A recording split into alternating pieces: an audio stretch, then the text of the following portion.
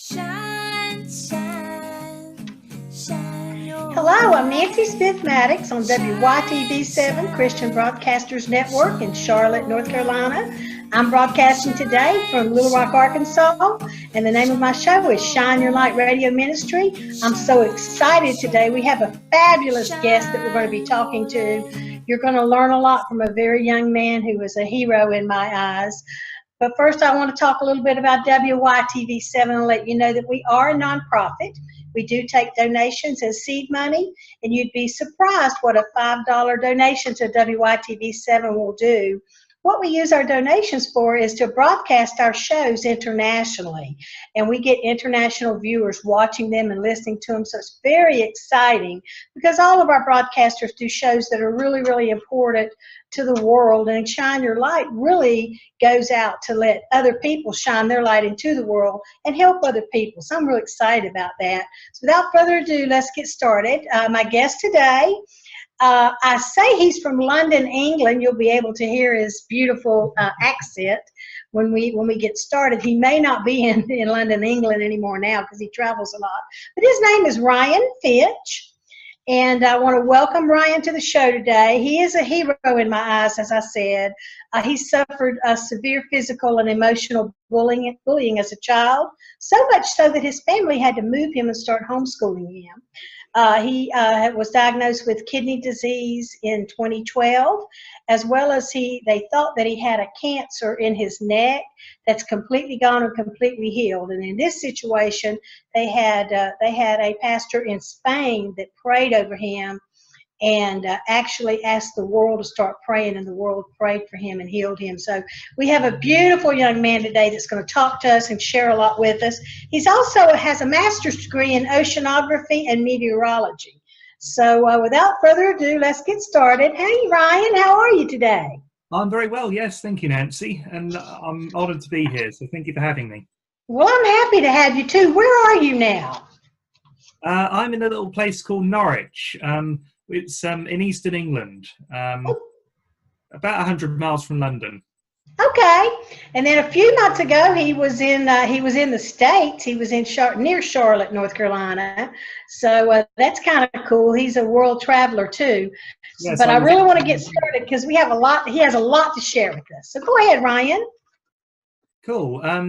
Yeah. So it's been quite an interesting life, really, for me personally. I never really got on at school. I suffered a lot of bullying everywhere I went, and it started really from the age of 5. I just never really fit in. I've got a condition called dyspraxia, which means I'm just not very good at sports. And also I used to find socializing very difficult. I couldn't really follow what people were saying and, all of the modern trends that people were getting into. And that, I suppose, made me a target of both physical and mental bullying. And, it got worse as I got through middle school and into high school. And at high school, especially the first one, I used to fear getting on the school bus in particular. I remember that the school bus was about 30 or 40 out really sort of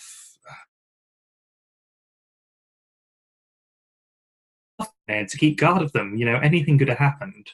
And I was abused on that bus. I got smacked round the head several times and punched and kicked.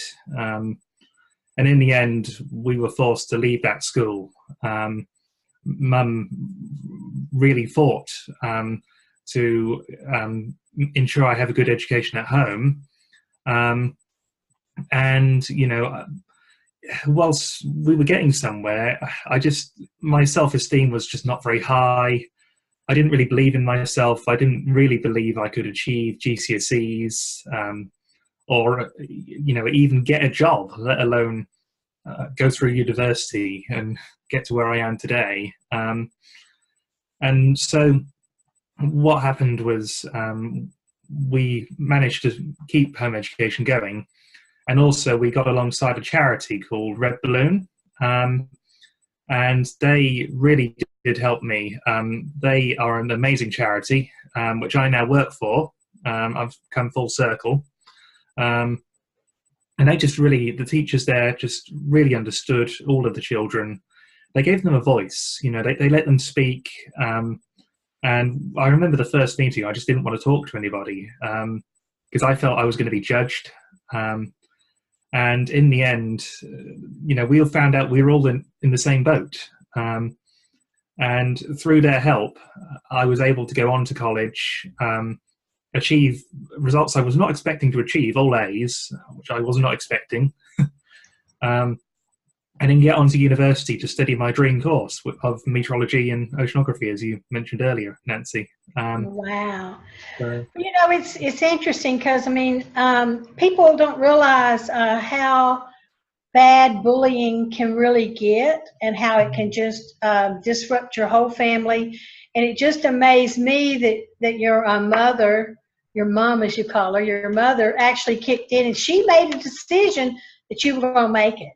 She's also, I've interviewed her on my show. Her name is Jane Finch. She's a beautiful woman, and she has written many books and best-selling author. So I really enjoyed talking to Jane. But as we talked about her most recent book, Do You Believe in Miracles? It's like a group of miracle stories in one book.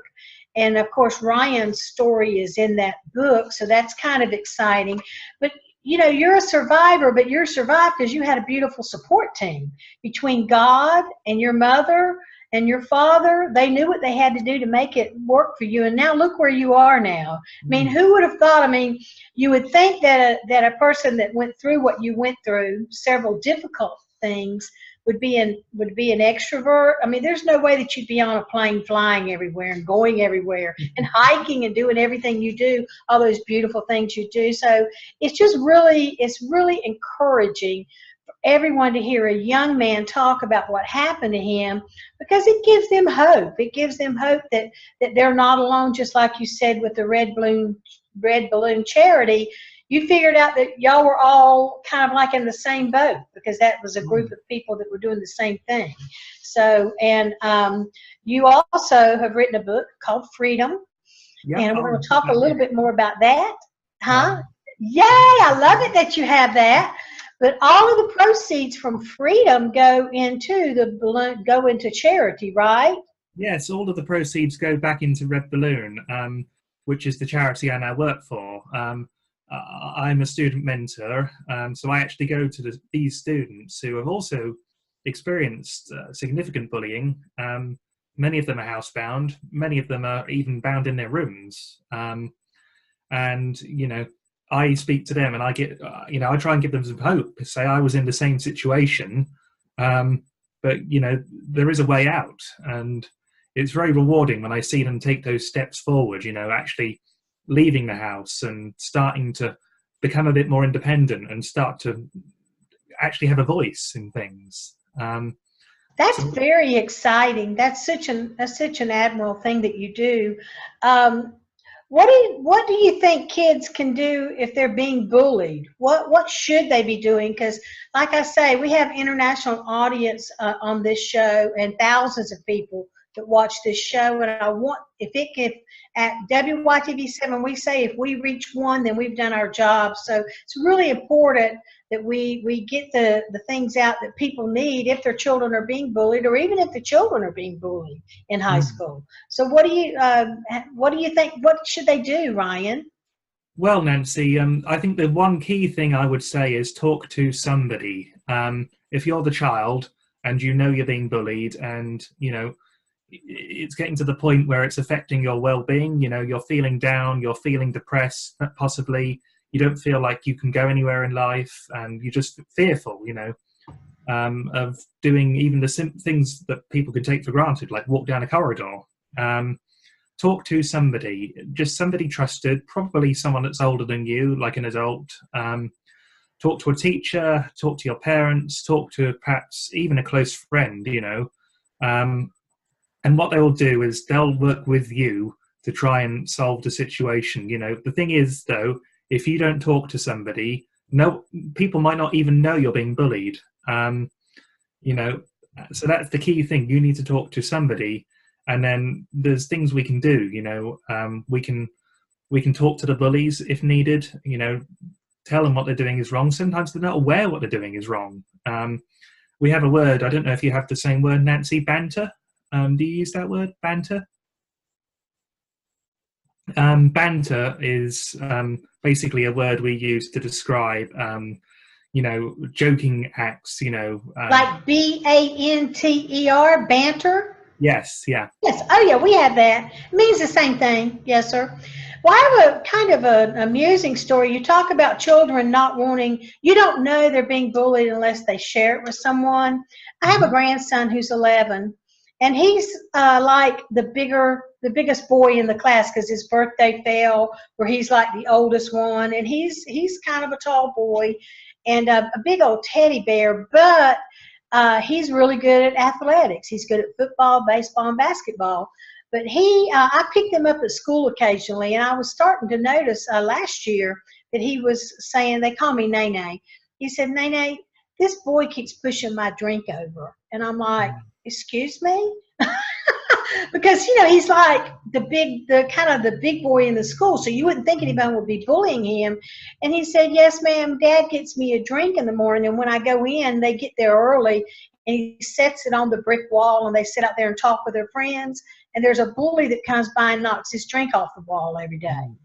And he said, Nene, I'm about to lose my cool. I'm about to get a hold of him. And I said, no, don't do that. I said, but thank you for telling me, because we'll share this with your mom and dad, and then they can decide how you want to handle this. Exactly. But you can't have the nerve to tell his dad. The bully might not know that what they're doing is wrong, Exactly. So I would say, I'll tell you how my son handled it. My son, these two boys played football together. And my son said, Mother, don't worry, we'll take care of it. He's the coach of the team.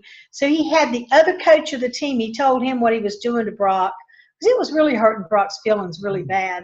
And so anyway, that night at practice, Coach put Brock and this bully up against each other in practice. And the coach said, Brock, do what you normally do. And I mean, really, it wasn't really bullying the boy, but it was just simply practicing football. And he got the message. He never did that again to my grandson. That kind of subtlety stuff it'll just terrify children. So I can understand exactly where you were coming from. So you're absolutely right. So what do you think parents can do if they suspect their child is being bullied? What should they do, Well, Ryan? I'm very thankful for my mother. She has fought a lot for me, and in the book, for those of you who get the book, you'll see that when I read back the book, there was a lot of stuff in there that even I couldn't remember. I think the brain has been known to block out painful memories, and Mum hid a lot of stuff from me, like the fruit being thrown at the windows and the gangs outside the house. I saw a bit of that, but, I didn't know it was happening to that same extent. So she's done a lot of fighting for me, and I would say the same thing to parents, just keep fighting for your children. Sometimes the schools can be quite ignorant. The first school we went to, the first school I attended, the high school, they told us bullying doesn't happen, and the principal was too busy to see us. We had to see the deputy principal, and they just outright denied the bullying was happening. So Mum fought and got me out of that school. I think keep fighting and do what it takes, and don't let anyone deny that your child is being bullied. Unfortunately, that happens a lot here because we have Ofsted inspections, which is the way our schools get inspected. And if bullying is discovered, unfortunately, because the system is so rigid, the school can get a lower rating. So they have to try and deny it to keep the rating high. So. Wow, that's amazing. That's one thing that we need to do. I know when I was raising my son, I only had one, but so many parents believe their children can't do anything wrong. So in my case, I went the opposite way, and anytime that something happened, I automatically looked to my son to see if he did it, because I got so tired of other parents saying their children never do anything wrong. And, and by the same token, they're not watching their children to see if they're being bullied or anything either, because sometimes being bullied can bring out the worst in a person and make them act up. So, but my husband finally talked to me after several years, and he said, look, he's a good boy, quit being so rough on him. He doesn't always do the wrong things. He does the right thing things all the time. And it dawned on me, I blame my son for a lot of things. And I mean, I had to apologize to him because, I mean, he would tell us he didn't do it, but I'm like, are you sure you didn't mess with your cousins or whatever? Oh, I'm sure. But sure enough, it was the other people doing that to my son. So, you know, we have to be careful as parents too, not to always think that our children are in the wrong. So, and believe what they say. Personally, it also happened to me. Like, I have to admit, once I've physically lashed out at one of my bullies. I was actually quite a tall teenager, and there was this short little guy who used to call me names, and you know, he used to wind me up proper. And I thought, I've had enough of this, so I went and I pushed him against the wall in the changing rooms, you know.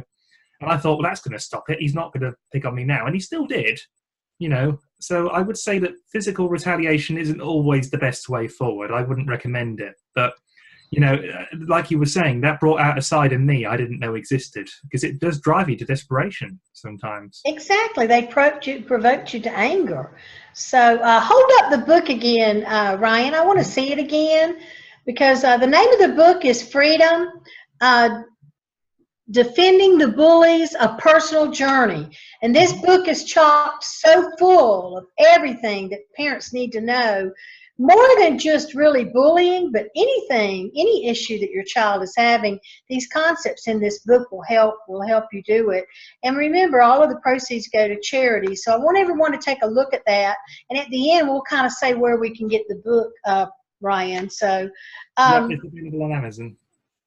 Well, what do you think would have happened had your parents in Red Balloon not intervened, Ryan? I dread to think, to be honest. You know, I doubt I would have got my qualifications, my GCSEs, which are like, I think SATs you have in America. They're like SATs, the equivalent. I don't know. I was so, a lot of the kids I deal with now at Red Balloon, you know, they've taken overdoses. They've self-harmed. They've tried to end their lives, you know, some on more than one occasion. I think thankfully Mum intervened just at the right time. I mean, if it had gone on longer, who knows? I could have got to that stage. I could have decided, you know, is life worth living if this is what it is, you know? Absolutely. And there is a problem right now with teen suicide. And you don't know this is not what's causing it, the peer pressure and the bullying and things like that. So it can lead to the end of life, which is really, really sad. So really breaks your heart. How has your healing affected you and those around you, Ryan? So the healing. This is from the Miracles book, I believe. Shall I hold up the book? This is the second one. Miracles. So this is also written by my mother, Jane Finch, and it's got in it a collection of miracles from several around the world, from many different people of different walks of life, basically to prove just how good God is, you know, and how powerful he is to intervene in these situations. So what happened I also feature in the book. What happened with me was I was at university a few years ago, and I just happened to feel my neck like this. And there was this huge lump there. I hadn't had any idea where it came from. Probably about the size of a goose egg. And I said to my friend, I said, where's this come from? I need to get this checked out. And it was rock hard. And I went to the out of hours clinic, and they said, we are taking you straight to the hospital. You know, we don't know what this is. So Mum came back from Spain. Mum and Dad were in Spain at the family home. She flew home, and we both went to the hospital. I had a biopsy done, and the biopsy was it was a bit of a funny story. It was a bit of black humor, really. But when I was getting the biopsy done on my neck, I was quite calm. You know, I was trusting God, and I was sort of had faith that he was overseeing things. And I think Mum was as well, but she was getting so, you know, she was the one who was actually crying and getting quite emotional. And I think the person doing the biopsy said, I usually have to comfort the patient, not the patient's mother. Absolutely. Anyway, we got the test back, and the test was inconclusive, apparently. He didn't say it was cancer, but he said, you know, we have to prepare for, you know, a serious outcome. Now, I had previously booked flights to Spain to go and see the family before this had all happened. And I asked whether I should travel, and the guy said, probably not, you know. But I just thought to myself, you know, I want to trust God in this. You know, I booked these flights. I'm not feeling very well, but I could get to an airport. I can board a plane, you know. And to be truthful, the bleak English weather was not helping. Yeah. So I trusted God. I got on that plane, you know, and when I was in Spain visiting my mother stayed in England. I went to get prayed over by an American pastor and his wife, who set up a church in Spain for English expats. And I was anointed with oil, and the church prayed for me. And also we set up a prayer chain that went around the world. So we had people praying in America, Canada, Europe, I think Australia even, and the UK, all praying for this, you know, probably at least a good couple of hundred people. And I just, all the way through, I felt this peace, Nancy. It was quite funny because I usually get so het up with these things, and you know, anxiety I do suffer with sometimes, and I just felt this peace which is surpassing understanding, you know, how it's described in the word. And Yes. that remained with me. And as soon as I had been prayed for, the lump started to go down gradually over the space of a couple of weeks. And also during the I was being healed, she was looking through my grandma's old things, and she found this verse from Proverbs 3, verses 3 to 4. Let love and faithfulness never leave you. Bind them around your neck and write them on the tablet of your heart. That way you will find favor with God and men. And it was so specific, you know, so specific to the area of the body. And that was a huge encouragement. And by the time I got back and went back for my checkup, the lump was less than half the size. The consultant was dumbfounded. He took one look at me and said, I don't know what's going on here. Why has it gone down? I said, well, I believe God is healing me. And his exact words, I remembered them exactly how he said them. He said, I can offer you no other explanation. He said, no other explanation. And he said, only good things go down, so I'm going to discharge you. And about a week later, it had completely gone, no trace, and it hasn't come up since. Well, we serve such an awesome God, and we don't always realize. And then sometimes if you're speaking to non-believers, they just simply don't believe. And, you know, it's kind of sad because we have to have faith. And it's blind faith. It's like faith on something that you can't touch or feel. But you know what? A lot of us that are Christians, we can feel God in our life. We can feel it like you did. You felt that was coming. And that verse your mother found was just absolutely fit for the T. It was perfect. It's Proverbs 3 through 4. So when we do the interview, we're going to put that on there as a favorite, because I always like to ask what your favorite scripture is. So, and I just can't get over your mother and her willingness just to be the ultimate mother and just totally protect and take care of her child no matter what, because that's what we're supposed to do. A lot of that comes from trusting in God, you know. I think going back to the question you asked, how my healing has affected me, you know, and how it's sort of left its mark on me, you know, I'll be honest, my faith does suffer sometimes. You know, it has periods where it's on fire, you know, has periods where it goes cold. But when things get difficult, I remind myself, God intervened there, you know, and I can deny it as much as I can. I'm a scientist by trade, so I like to try and look for empirical evidence for things. Yes. I've got empirical evidence of a healing, you know, personal evidence that God is powerful. And I say to myself, you know, if I'm praying towards something, he got rid of that potential cancer. He can deliver this, you know. Well, if you, it's not uncommon for your faith to waver. It's not uncommon at all, really. You know, all of us go through that, but in our subconscious, we know that God is there and that God's going to deliver.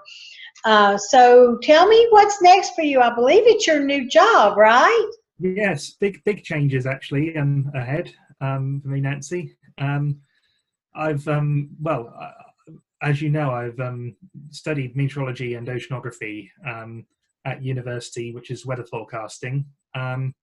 And God has recently provided what I consider a miracle. I consider it a miracle. He's opened up a new job for me at the UK Meteorological Office. So I'm starting there in November, and I've just got back from a new town called Exeter. Exeter is at the other side of the UK. It's down in the southwest. I'm in the southeast. And I was down there this weekend looking at properties, looking at places to let.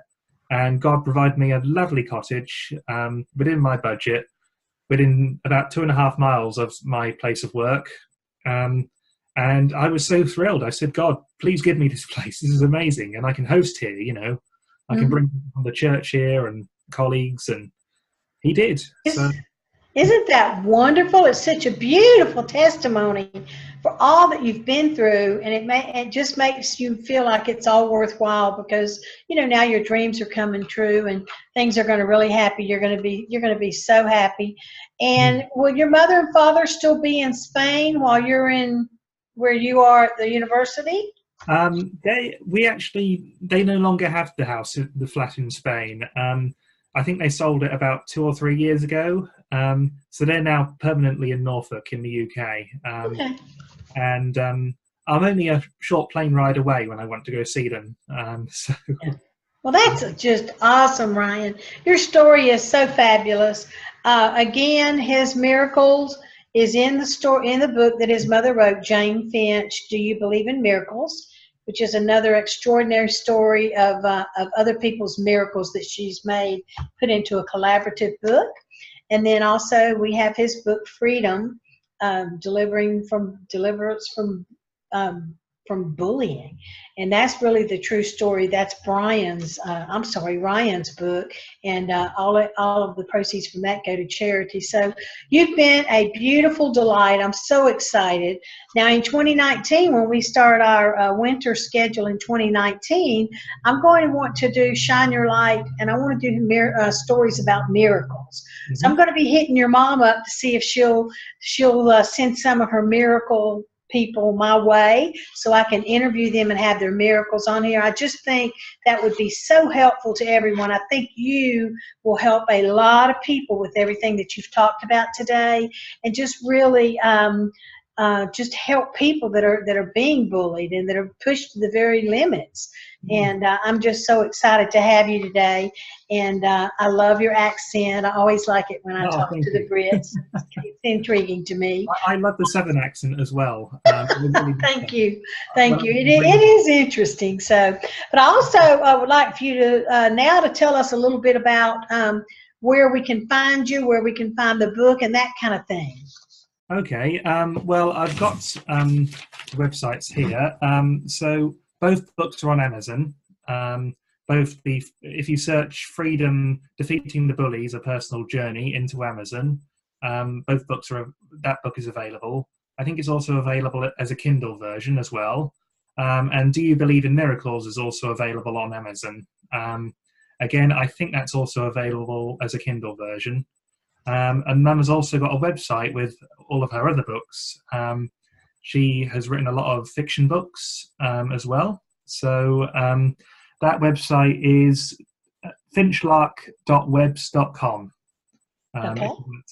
And also there's more on the Freedom and Miracles books on that website as well. Right. Well, I thank you so much today. Miracles are real, everyone. I believe in miracles. I think we've all experienced them, although we may not have known we experienced a miracle. But in my heart, I believe I've experienced miracles, and I know Ryan has and his family has, because miracles are real. And I appreciate you so much for being with us today, Ryan. I know it was hard to connect up our time because you're in England and I'm in the States. But I thank you again so much. You were just a pleasure to have and a pleasure to interview you. It's an absolute pleasure speaking to you. Yeah, thank you. Thank you, Ryan. I appreciate it.